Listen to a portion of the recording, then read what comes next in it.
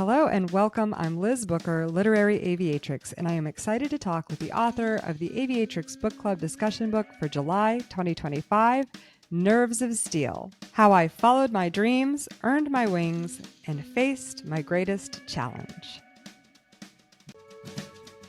Fewer than 10% of pilots and aircraft mechanics are women.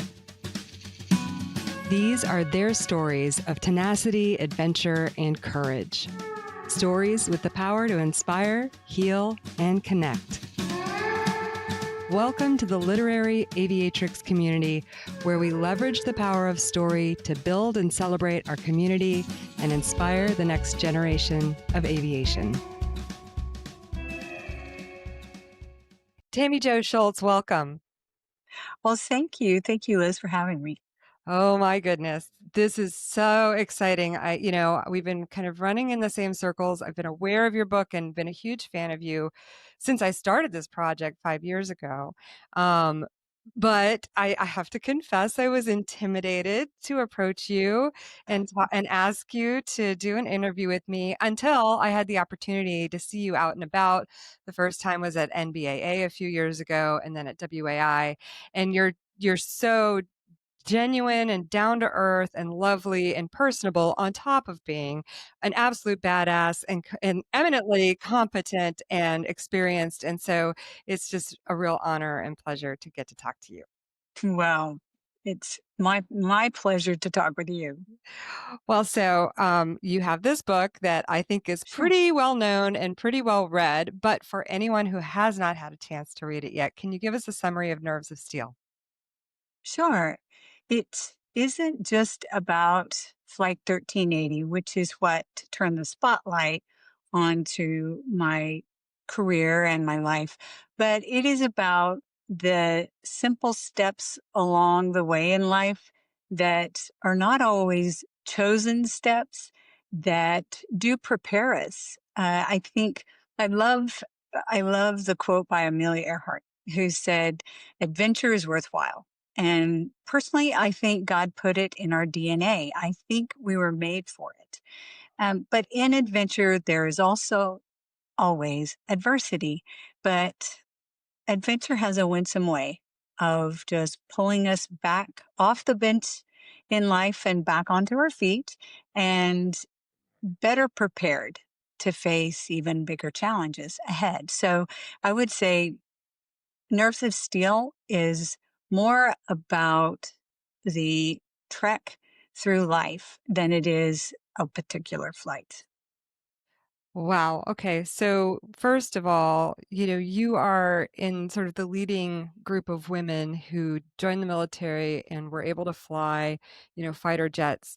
You're the women whose shoulders I stand on as somebody who winged in 99.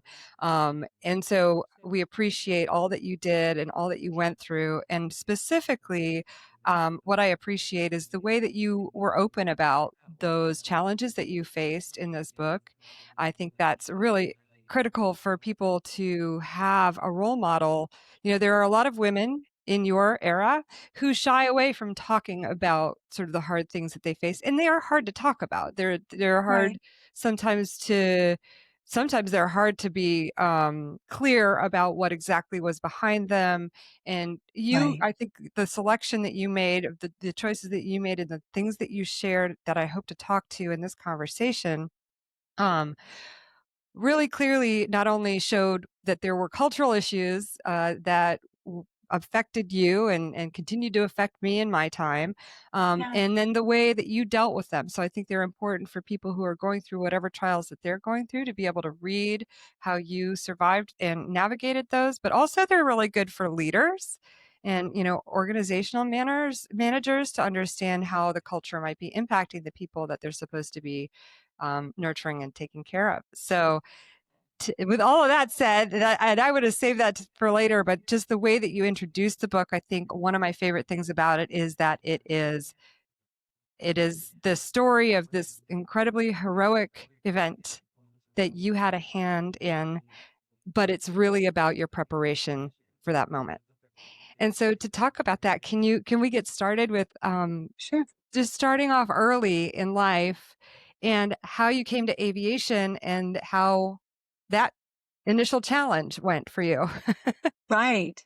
I, it, kind of the classic path of my life was wanting to do something and then finding out I couldn't do it. My original dream in life was to be a racehorse jockey. And Liz, you and I know each other. So at almost 6 foot, I really outgrew that dream, in junior high. So my folks who are very honest and practical, farmers, ranchers, just tell me, obviously, this isn't for you. Find what you're suited for and get started. And um, I saw the Jets overhead our big hay barn. They would anchor their dogfighting practice there Monday through Friday. And I thought, okay, now that looks fun. And I started reading about pilots and airplanes. I didn't know any. And I came across a book called Jungle Pilot. It was written by Nate Saint. And as I read that book, I just felt like I had met my first aviation hero. Uh, and he had gotten his start in the military back in World War II and then progressed from there to become commercial pilot and eventually a bush pilot. And so I had the outline basically in junior high because I had no money. So I needed something that needed no money down. And the military, flying was definitely what had caught my eye. And so that all lined up. I went to career day and the colonel in charge was shaking his head the wrong way when I got there and just said, this is career day, not hobby day. You need to Oh. go find something girls can do. Mm. And I went ahead and just went on in and sat down because it wasn't my school and the buses were locked. So I sat down, I was quiet, I listened, and I left there with more questions than I arrived with because I just thought I had listened very carefully. Um, and I hadn't heard anything that was beyond the grasp of the female mind. And on a ranch, work needs a workforce. And so if you could do it, you were always welcome to it. And if you could do it well, you often owned it after that. So you had to be really careful what you were good at, I learned. But I left there just thinking, I'm going to cross check this information. And my guidance counselor agreed completely with the colonel.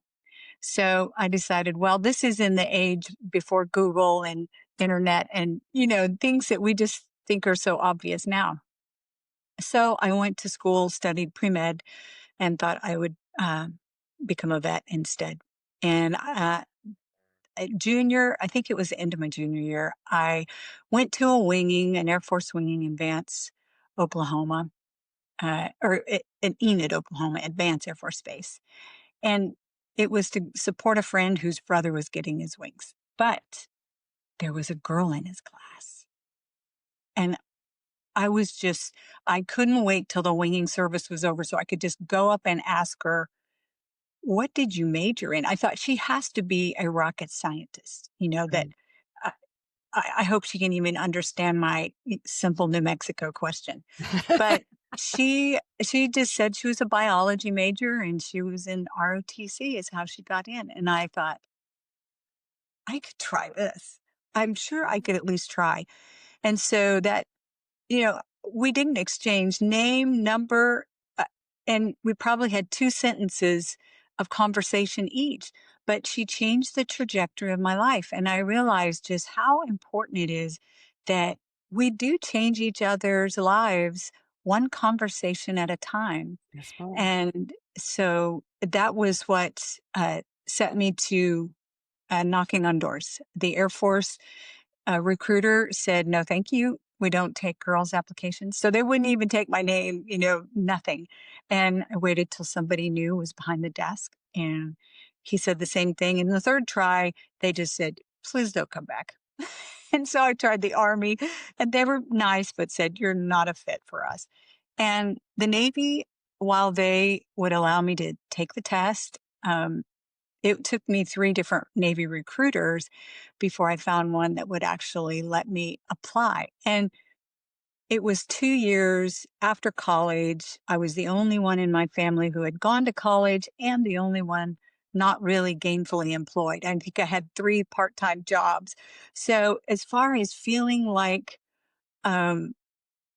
failure to launch, it Right, was me. And I kept busy during those 2 years, but it took a kind of a full-time cheer squad inside to keep me from just feeling like a big loser. And I have to stop right there and say, those were such important years. Timing is better than luck. Timing is so important because when I did get in, um, you know, looking back now, and I won't give all of it away, but there are so many things in life that it would not even have been available to me. right, And so, first of all, getting uh, kind of pushed towards the Navy. I would not have thought about flying in the Navy, but nobody else would let me. And the yeah, Navy was ahead of their time in allowing women to fly basically anything that was not combat. So all of my flying was done pre-combat exclusion policy lifted. right, So the Navy, not that they were always fun and fair towards the up and coming ladies in their ranks, but we had opportunities there that, first of all, just to get our wings in the jet pipeline, we carrier qualified in two different jets. We did bombing, strafing, aerobatics in formation, low levels, and dogfighting. right, And then we got our wings. And then in A7s, well, I taught for a couple of years. Again, I I loved doing it the first year because I had such a great skipper. I'd just been through there with him. But with a new skipper came a completely different regime. And he was not going to have a woman teaching weapons in his squadron. So I had my guns qual pulled and was punitively, very publicly sent to teach out of control flight. Um, One of his first announcements at what we call the AOM, the all officer meeting on Monday morning, was that he was not happy to have inherited a female instructor. And I was the only female instructor uh, and the only female most of the time there. So um, it was just a very public shunning, but as God always has, he just helped me to lick my wounds and get back in there and do the best I could at out of control flight. And I laugh now at how that training was probably the best training I had my entire career of 40 years, was 1 year of teaching out of control flight and yes. cleaning up cockpits afterwards. It From your was 6 just students, yeah. yes, yes. And so again, sometimes when those doors are shut or made very difficult to open or, like that, it was just shut. You're not teaching guns. And it became some of the best training I had as an aggressor pilot in A7s and F-18s, and then as a Boeing pilot on the day Southwest Flight 1380 had that engine explode. So I I went on from teaching to the VAQ-34 squadron that we studied Russian, Chinese, and French weapons and tactics, and then we simulated those against our own fleet, from Top Gun students to carrier groups. And about that time, Congress was considering lifting the combat exclusion policy. So, our skipper, Rosemary Mariner, who was in the first class ever of women in the military, because our WASPs, whose shoulders we all stand on, were not granted military status. Right. So the Navy was the first to have women pilots. And she was in that first class. She was the first jet pilot. And she just thought, no one else has women flying tactical aircraft. So, how can these study groups properly study if they don't see it happening? So, she sent a couple of us, Pam Lyons, Carol, now, and I, to go do bombing and strafing with the boys, excuse me, the men, in A7s, headed to the fleet. And eh, I have to say, it was so wonderful to have Pam as lead and wingman, and we, you know, you can put up with a lot in life if you have just one good friend. True. So And I just remember they were very regretful that on this, the A7 weapons detachment, the last ever in history, A7 weapons detachment, they were phased out after this. They had girls. It was just the most crushing blow.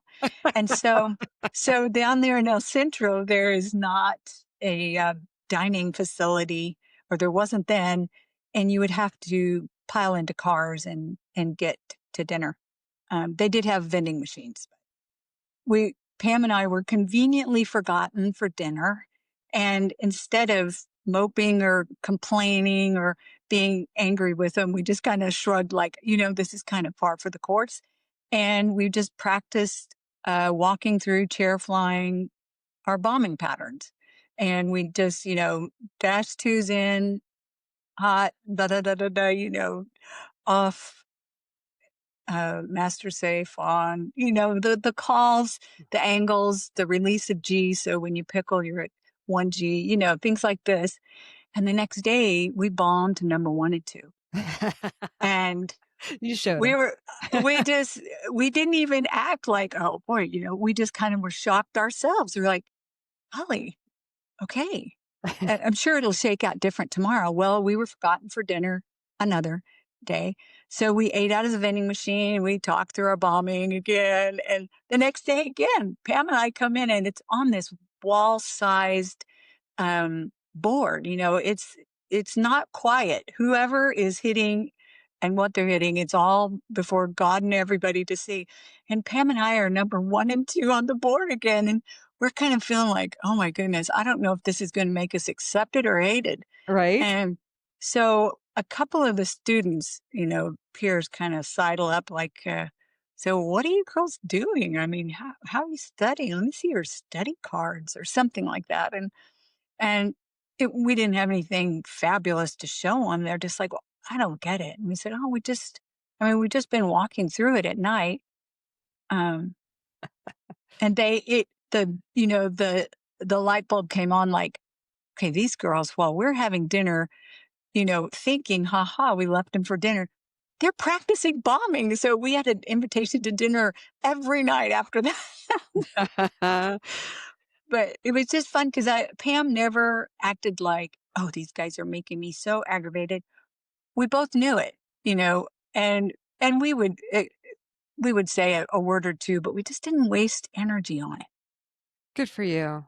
What a great attitude to have, and so much of your story resonates with me, so what year did you wing? Remind me. 87. So 87. So 10 years later, I started flight school. But just a short time after that, I was trying to join the services, and because like, there's so much that resonates with me and so much that resonates with other people, and I wanna talk about that in a second. But just to share with you, I was a high school dropout and tried to enlist in the Navy, and at the time, it was the end of the first Gulf War in 1991, and they weren't taking GEDs anymore. And so I tried all the other services and was rejected. And then the Navy recruiters set me up with an appointment with the Coast Guard recruiter.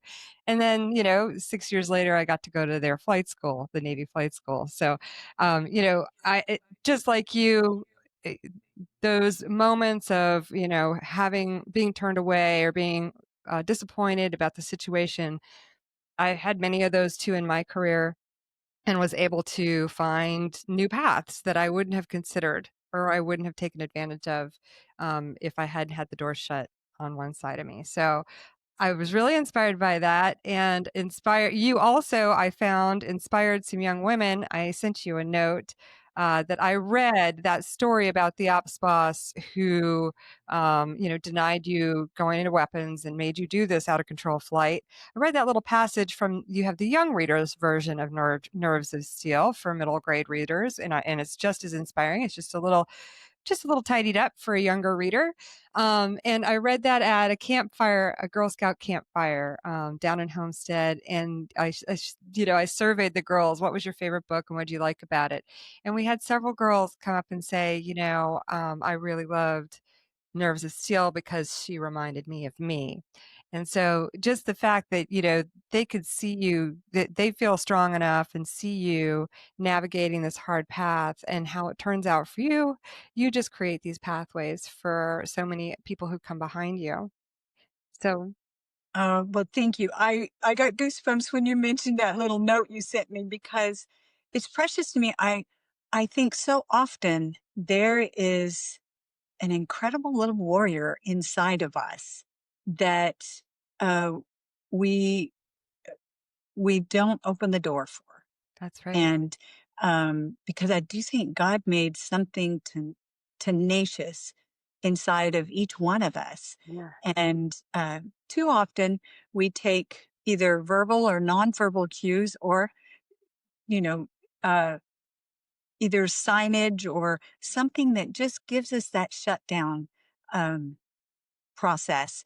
And so anytime, the inner person can get set free and go find what you're created for. Yeah. Mark Twain said, "There's two most important days in your life: the day you were born and the day you find out why." Oh, that's sweet. Yeah. And I just love that whenever people open the door and just get out of their own heads and see what interests them. Yeah, I just kind of look at it like an obstacle course because so many and to be very literal about it, the obstacle course in Navy flight school was a problem for a lot of women, and I was determined for it not to be a problem for me, and I found a different way around the very tall wall that you had no problem getting over because you could probably just step over it. But the little people like me struggle with, Yeah, every obstacle is just that. It's just an obstacle in the way. And so you just have to figure out your path around it, over it, under it, through it, whatever it is. And you did that time and time again in your story. And then you left the Navy and you went on. And so talk about that transition from military to civilian flying to commercial. sure.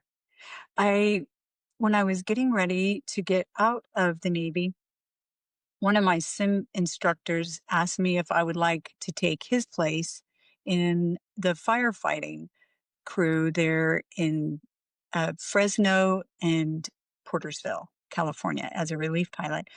It was in an O-2, which is an old Vietnam spotter plane, and it it was what they call the air attack position. So I flew with the forest ranger in my right seat, and he would coordinate the ground troops that were fighting the fire, and I coordinated the airborne. And I would usually go down the canyon first to check on temperatures and wind draft, things like that, and and to check to see if that altitude was something that they could come in at or if they'd have to come in a little higher, which obviously if they have to come in higher, then the red mud that they drop isn't as effective. So, flying low, slow over a forest fire was completely opposite of what the F-18 was, but it was such a great experience.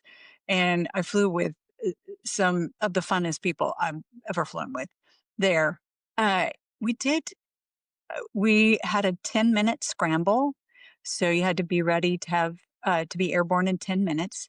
So I think they were actually the ones who invented the California pizza kitchen, or because they grilled pizzas every day, because we couldn't leave for lunch. And we did a lot of uh, encrypted radios, taking those up and down the state because of arsonists. There was one particular arsonist that it was so elusive, but was really um, wreaking havoc on California, Central California, with starting fires. And when they finally caught him, we went days without being called out on a fire. So we put out a tip jar to help raise bail for him because we needed to get airborne. It was a joke. We Yes, of used it course. on pizza. But that was the sense of humor, that pilot dry sense of humor carried on from military to general aviation. And then I got my 737 type rating with my GI Bill. And started with Southwest Airlines the next spring, so 1994. Yeah, and you stayed with them for how long? 27 years. And that wasn't Yeah. exactly an easy road the entire time either, was it? No. It was interesting because obviously F-18s, they were at the time, the leading edge of strike fighters in the Navy, and so competition was very fierce. It was, a very fast pace, and I thought, it's gonna be so nice to fly commercial aviation where women have been there for decades. I'm not gonna be a surprise to anyone there, and, um, I would just say there was a bit of a culture war going on. Um, First of all, crew resource management, though it had been around since the '70s, it really hadn't been implemented. So we were just phasing out really the sky god as the captain or the Mhm. captain as the sky god. And so most of the captains that I flew with had gone through the era of just keep your head down and uh, Sit on don't your have an hands and shut up. opinion. Sit on your hands and shut up. Yes, yes, and so, I didn't feel like I had a lot of opinions because I was so new, I was eager to just learn, Right. but there was a lot of guys that, I would say there's not a lot. I would say there were a few that made it very, very unfortunate to be in the same cockpit with them. And then women being allowed into combat squadrons was new. And even though we're flying commercial aviation, about 75% of the pilots at Southwest at that time were prior military. So they had a very strong opinion and felt like me personally was where they need to weigh in on it when the cockpit door shut. I would try to say, I had nothing to do with Congress's decision. I don't even know any of them. Write your congressman. But, and then you add that with tailhook scandal, which is old enough now that a lot of people listening to this may not even know what it is. Just Google it. Uh, it was a reckoning that unfortunately hadn't been taken care of properly. So it blew into something very disastrous for everyone involved. Yeah. And then a friend of mine, Kara Holtgreen, who was the first female to fly F-14s, died behind the boat. Right. So there were all these different things happening in aviation, and there weren't a lot of women pilots at the time. So even in commercial aviation, I'm going to guess and say there might have been 10 women pilots when I started at Southwest. Right. And and I felt like I knew every one of them by name, even if I hadn't met them yet. And I can't count 10, but we'll overestimate and say there's 10. Yeah. So anyone with an opinion about a female pilot, once the cockpit door shut, and often before we got to 10,000 feet, I would get an earful. And so that was kind of the atmosphere back then. And and then there was a couple that just I I guess it really always came down to if a if a gentleman dreamed of flying, became a pilot, and it all really was part of his male identity, then a female doing what he's doing is more than threatening. It is it is to fight over, and so there was a couple in middle management that were like that, and, something I don't talk a lot about, it is in my book, but just because of lies and innuendos, I was fired. It wasn't hadn't didn't have anything to do with my flying at Southwest, it was just things that people the one who started it, I still haven't met to this day. Like, I never met him in the Navy. I never met him at Southwest. And, but it was, like I said, during a bit of a culture war. And so it took Southwest a little time to kind of comb out some of these hidden attitudes among their leaders. And they did. Well, yeah, so you talk about the culture war that was going on with all the women in the military and those kinds of things, but also one of the books that we read that I thought that I feel is very illuminating about the institutional environment that you were walking into was the Great Stewardess Rebellion. And the way that the airline culture, basically sexualized women and used them as their marketing tool. So you talk about men and their identities as the pilots, and that's a male thing to do. Definitely. I mean, in the military, it was its own way, but in the airlines, I mean, it was part of their business model. So you were fighting against that entrenched culture as well. So you mentioned that being let go, and then you got back to Southwest, and we'll talk more about. We'll get into the incident itself, but one of the things that all of our club friends, all of whom are gloriously accomplished in their own ways, whether it's in aviation or whether aviation is a side gig and they have all the things that they do, but we have great conversations. And had a really lovely conversation about this book last month. And they all wanted to know, you were held up as a heroine after the incident. And we were just wondering if you ever got any like formal apology, back pay, like anything cover that after you, saved the day? Right. No, I did get a very sweet note from Colleen Barrett and just and she just said, "I wonder what," and she called them by name, "so and so and so and so think now." And Colleen, what was her role? Colleen Barrett was the first woman president of a major airline. Okay. So she and Herb Kelleher were, neck and neck in guiding Southwest, for many, many years. She recently passed away about a Huh, year and a half or year and 3 months ago, but, she had just seen it from a distance yeah. and saw that it was getting taken care of, but, I thought that was an interesting note. No, but I will say this, that, Gary Kelly was, CEO at the time of Southwest Airlines, and he was so good to the crew and myself, and whenever Nerves of Steel was written and was very honest, I think doesn't dwell on everything, but keeps moving Mhm, about this time, because one of the important things I thought about this book is it could either be a book of snippets of things that happened, or it could be a book of some of the really wonderful things and some of the raw and ugly things. mhm, Because everybody's life, I don't know of anybody who doesn't have some sorrow or some grief in their history or in their future. And this was definitely a sorrow and a grief in my life. I mean, I had gone through years of hard work, and then to get somewhere that's supposed to be my career, and in airlines, it's better to stay where you are, and move up in seniority.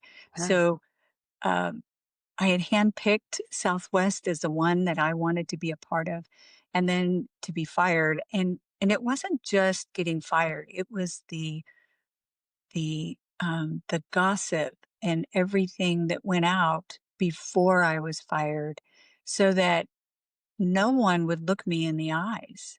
Like, when I went to check in for a flight, there was no one who would look me in the eyes. that's Uh, terrible.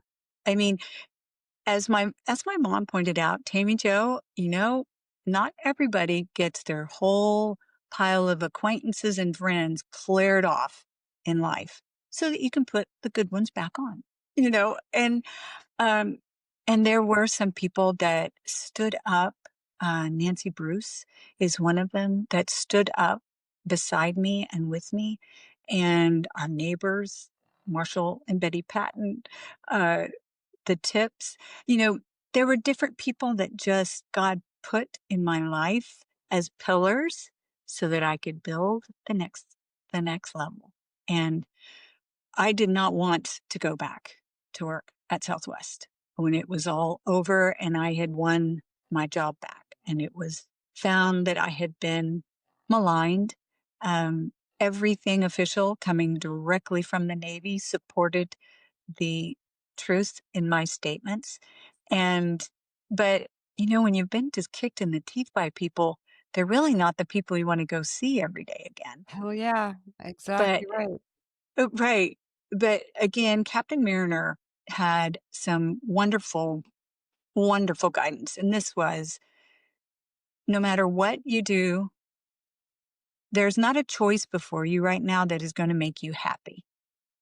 So put happiness aside for now. It'll come, but either choice is not going to make you happy. If you go back, you will still face ugliness. Those people are still there. They're still in the same position. And those that were ugly to you will be still ugly to you or embarrassed that they're ugly to you. The bottom line is you won't have a good time of it if you go back, but truth outlives a lie. If you stay home, you and Dean will have a wonderful family and a wonderful life. Southwest doesn't own the happiness in your life, but you have worked hard. If you want to go back, go back. If you want to stay home and raise a family and then start flying, you you won't be happy right now, but just go 5, 10 years down the road and make the choice that when you turn around, you'll be glad that you made. Yeah. So And that that was, makes yeah, that kind of raw chapter or two was important for me just because I thought if somebody else is going through this, I do want 'em to know there's the other side. We don't live in that forever. for sure.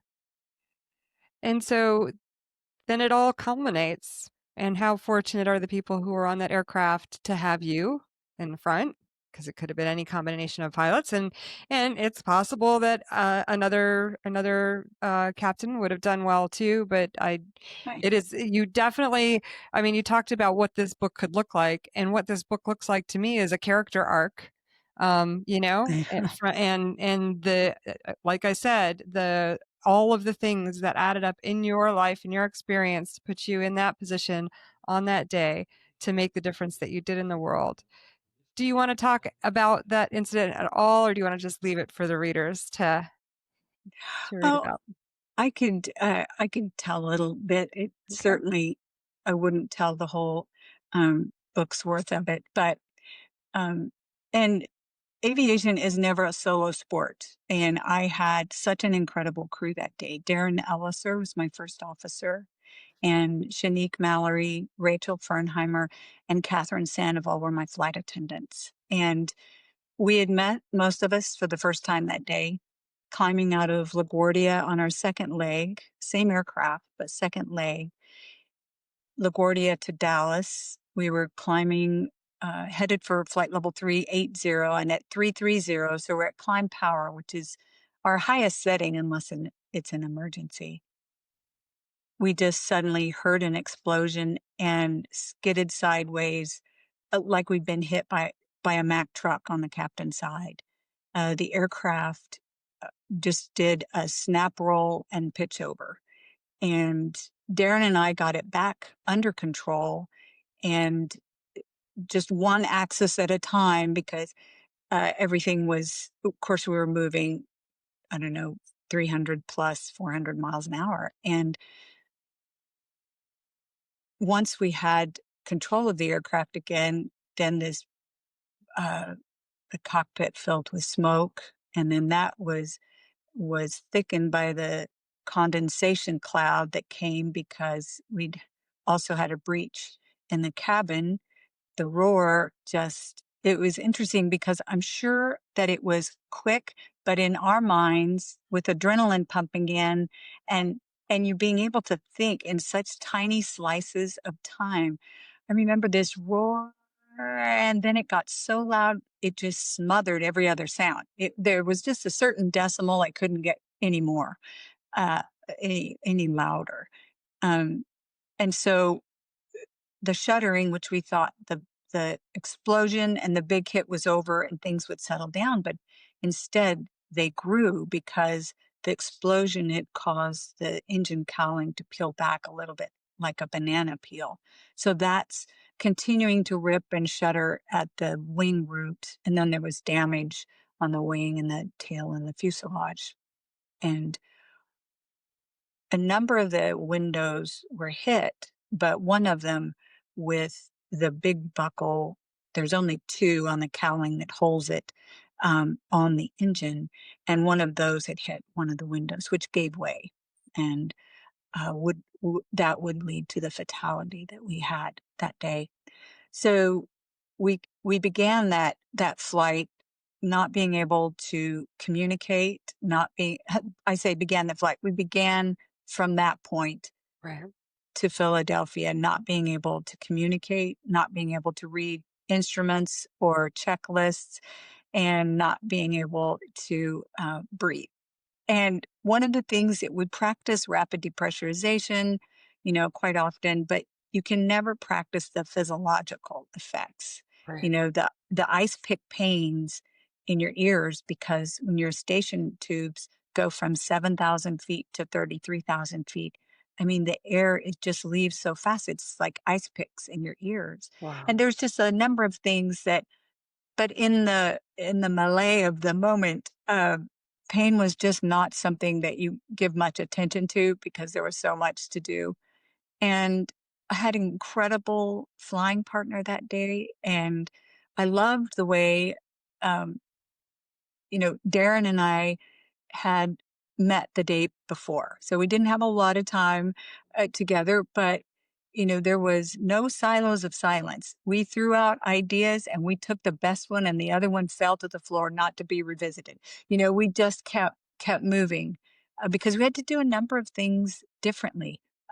There was 2 airports fairly close together. One was physically closer, but we would have had to circle to get down to it, and it was surrounded by city. We'd never landed there, it was shorter. We went for Philadelphia, 10,000 foot, familiar, and never looked back.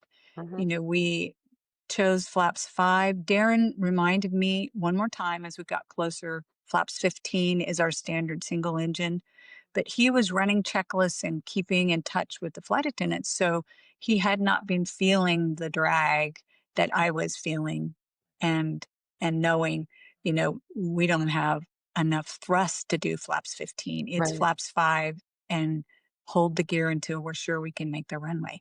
So there was just a lot of give and take on what we did, when we did, and there was really no script for it because we had an engine explode, we had severe damage, we had a rapid depressurization, we had severe medical emergency, we had our hydraulic lines cut, it sheared fuel lines. There's just all these checklists that were stacking up, and it was wonderful to have a flying partner, Darren, that we just kept priorities, not checklists, as our first order of business. You aviated first. Aviate, navigate, communicate. Yes, Aviate, ma'am. aviate, aviate if you have to. Exactly, which is what you did. And of course, as a whole bunch of pilot geeks, ourselves reading your story, we all went and listened to, the comms from the call Oh, and sure. were, of course, duly impressed with your professionalism and calmness on the radios as well. It's just an absolute stunning example, for any pilot to follow. Well, I I don't know if we'll have a time to touch on it, so I will mention that our flight attendants, I've told you their names, but one of the things, and especially this is for everyone, not just commercial pilots, but information is sacred. I remember when we finally got our nose turned towards Philadelphia, and if I had something um, non-standard going on in the aircraft, I would think, "What would I wanna hear?" But then I would think, "No, what would my mom wanna hear?"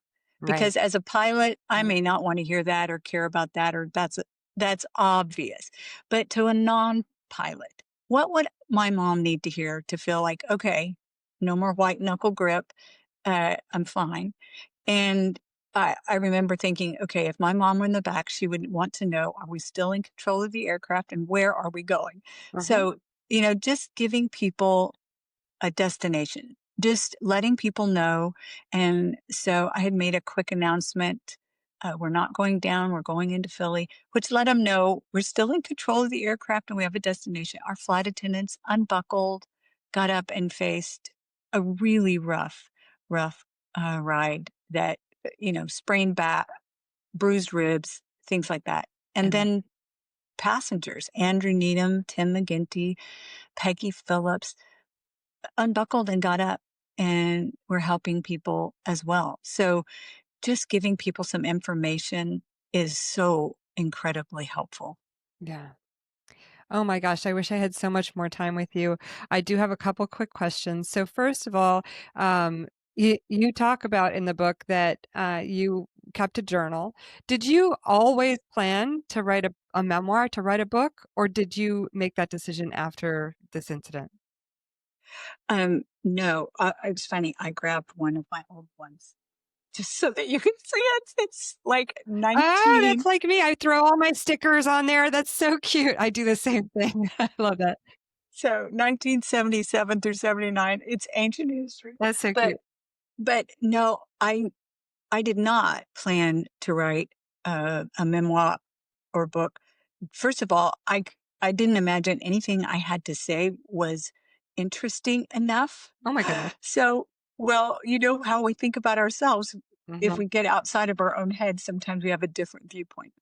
But um, I didn't. But in that flight, uh, that flight, and some of the things that went through my mind was a big push to write a book because I had four distinct true stories that just flashed through my mind that helped me make a snap and important decision. The very first one was when Darren and it's just mayhem. I mean, the hit was hard enough that our fire extinguisher came off the wall. Wow. So that's how hard the hit was. And then the aircraft is not controlled right then. Yeah. It's doing its own thing. So these are all a little startling, but and then the smoke and the roar Darren and I could not communicate, but I remember that Air France flight. Now it was an Airbus, so they're geared differently than Boeing, but they were putting the first officer and the captain were putting in opposing inputs in Mhm. in this very easy to fix emergency until they flew it into the water. Right. And I just thought, not on my watch. So I hit Darren on the shoulder until I get his attention. And it was his flight before this happened. And I wanted him to know I have the confidence in you. And I pointed to the yoke and I took one hand off and he nodded. And then I took the other hand off looking at him. And then I grabbed the checklist. But so that was one just snap remembrance of a true story that helped me make a very important decision right there 2 seconds into the flight or into the emergency. And then I thought of Lone Survivor, which they were a SEAL team who had made one critical decision early on, not thinking about mission minded, but about faceless oversight committees and Mhm. what would they say. And it cost 36 lives and counting. Yeah. And so I thought every switch, every word, every decision I make will be scrutinized. But I just prayed God would give me the wisdom to make the right decision for our flight to land. I had one mission. It was very simple to land. Now, getting there wasn't that simple, but it really helped to just go, okay, my mission is to land. What Yeah. they say about me and how I did it will come later, but I will do what find best to get to that goal. And one more was Swiss Air, who had they got airborne, had a fire indication, and orbited overhead the airport doing checklists and running their fuel down. And they continued to do checklists until they ran out of fuel and crashed and killed everyone. Yeah. And I just thought, okay, if there's an epitaph at the end of this flight for me, it will not be, she did all her checklists. Good Right. girl. It is going to be, we're going to fly with mission minded purpose here, not slung around by what we need to get done to before we land. Yeah. You know, we need to land and then we back up from there. And so, true stories, back to the whole purpose of the book. And one reason I would really encourage everyone, if you have a chance, jot down bullet points, journal, but someday there will be an opportunity that those true stories that you lived through will be something that, like those stories that I used, and they were critical in my decision making, and I feel like critical in the outcome of the flight. They were not dusted off in an honored place in my memory. Yeah. I I had no idea my mind would bring up that situation. It would see the situation and find a solution. Our brains are so incredible. Of course, when you add adrenaline, they're really incredible. But no, true stories will always have a nested truth.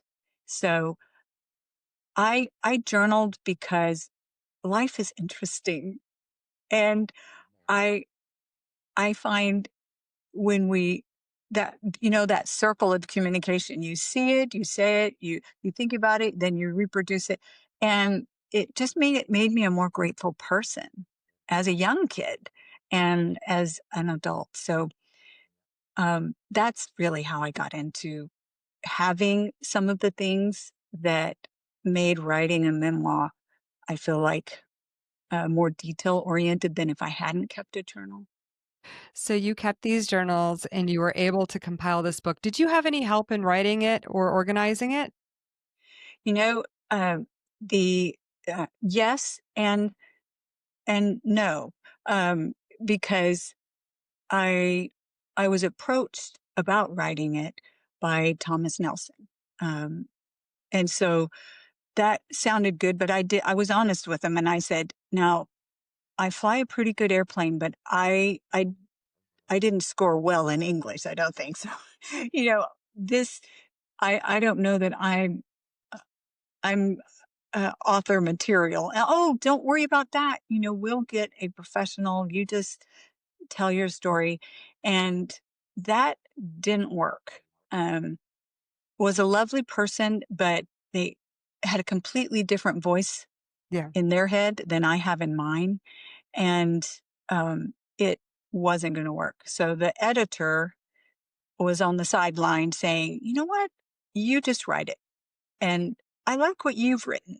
And don't get caught up on the conjugation of verbs and verb tenses and commas. We've got line editors and things like that." So that gave me the freedom, I would say, to write. Because if I were going to have to worry over the grammatical structure, I would still be on chapter one. I admit it openly. But eh, realizing, okay, I can treat it like my journal and I can just write it. And then my husband, who is a, um, a grammatical guru, he would edit, and then I would re-edit his edits, and I always say, "And we stayed married." I mean, that in itself was a coup, because he is a what I would say a brutal editor, which is what we all need. Um, and there were some things that he'd be like, I'm not sure that's exactly right. So I would have to go, you know, call or research just to make sure I had the right information, the right spelling, things like that. And then Debbie Wickwire, who was my editor there at Thomas Nelson, and she was wonderful. She also pulled in somebody that helped me trim it to modern length. So 75,000, 80,000 words is considered modern attention span length. And so, we trimmed, and like you say, it made sure the arc of the story stayed true and there was no rabbit trailing anywhere. And in the junior version, there's a few more stories, some of them that I took out of the adult version, not the adult, the trade version. And so I did have some other hands on it. And I know if for the projects I have in the future, that I will definitely go to Debbie Wickwire. And, that was a it it was a very timed process because we had planned on a ghostwriter that just didn't work, and I had some great advice from Bud Anderson, who's recently passed. He was a World War II ace, and he was saying, "You know what? Don't don't give in until they write with your voice or just write it yourself." Oh, And good. I at the time, I was thinking, "Oh, I'm in good hands, and I I don't know that I could do this." But there's a lot of projects that are in front of us that you don't know you can do it until you do it. Well, nicely done, and you can definitely now that I have spent a little bit of time with you, you can definitely, tell that it's your voice and it's your story. What were you most afraid of in publishing this book? Did it scare you in any way? Oh, there was nothing in particular that I was afraid of. It was just well, the only thing that I would say that I I feared was it not being truthful when it was in the hands of someone else because you know, sometimes people that aren't in our own shoes feel like they can take creative license and it doesn't matter. And so I was so afraid of something being printed that would not, and our community, aviators have a no BS about them, Yeah. a community. A part of what I think we love is, be real. And so I didn't want anything that wasn't real published. And as soon as we decided, okay, no ghostwriter, just write it yourself, it was, it wasn't over by any means. The deadline was the deadline was the deadline, but at least I could feel like, okay, it may not be any work of grandeur, but it will be honest. So how has the incident and how has publishing this book changed your life? Right. Um, well, of course, I I didn't even tell most of the people that I flew with that I flew in the Navy or F-18s or anything like that. I mean, I'd been there long enough that people didn't ask, and if they did find out I was in the Navy, they just assumed I flew cargo, and that was fine with me. Um, so it's been interesting that what I felt like is history is of interest, but it also made me realize we all, mine was back in the 70s, 80s, 90s, and forward, but everybody's still there are there are hurdles for every life, and just seeing how important true stories have played into mine, and then during that flight, um, one of the things about this book that I felt it accomplished that a lot of people wouldn't that were not on the flight wouldn't understand, but I saw it in my crew and passengers, is by the news, we had an engine failure and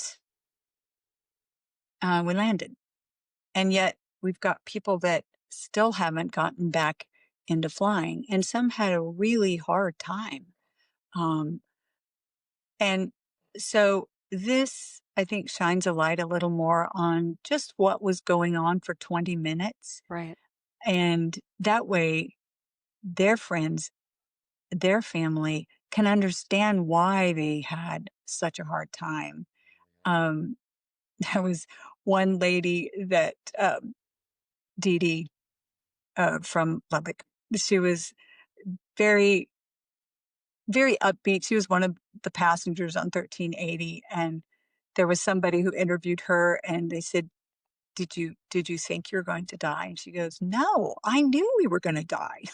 And I was like, "Okay, that gives you a little bit of the mindset." And Yeah. when you get to that point in life, even if you're pulled back, it changes you. Oh, sure. So having something, because really all they knew was the mayhem in the back. Right. They had no idea, what happened, how it was handled in the cockpit. And so I thought it was just good for all of us. We got together the first year at the anniversary, had dinner together with all the passengers that could come. But so many were still pretty raw about the whole situation that um, it was good to just give everybody something that they could look at and go, okay, now I can put that in a box Yeah. and set it aside.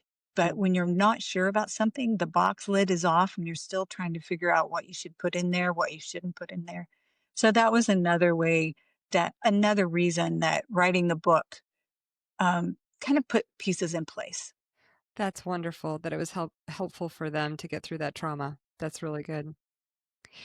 Well, before we wrap up, I know that you had a reading. If you still have time for that, we would love to hear it, and Yes. then we'll close this out. Sure. Um, I'm going to get there. It's I've read it with you before, but I'll go ahead. My dream of flying was only the starting pistol and launched me down the path of life. It was the race that lay before me, the years of hard work without any guarantee of success that put me in the right place at the right time, prepared to make a difference when I sat in the captain's seat of Flight 1380. Dreams aren't always just about us, but they start within our own hearts and minds. As I've looked back over my life, I'm amazed at how people and circumstances that were such a challenge at the time, such as the 2 years it took me to find my way into the Navy, turned out to be what I believe are perfect examples of God's timing. If not for the 2-year delay, I doubt I would have met Dean. The F-18 would not have been open to women, and I would have missed making some of my lifelong friends. And I would have missed having 2 kids that give me such joy knowing the world is a better place because they're here. When one door closed, I simply knocked on another and then another until I found one unlocked. When I determined the direction of my quest, I still had to lower my shoulder and push, just as anyone else does, guy or girl. I put my confidence in truth, including the truth of who I am, a woman created and loved by a God who isn't angry with me, but crazy about me. I think of the Olympic runner Eric Liddell, whose story was immortalized in the film Chariots of Fire. In the script, Eric Liddell said, God made me fast, and when I run, I feel his pleasure. That's how I feel about flying. That was wonderful, Tammie Jo. Thank you so Oh, much. Thank you for the gift of this story to the world and for your time today. I appreciate it. oh, thank you. It was always a pleasure.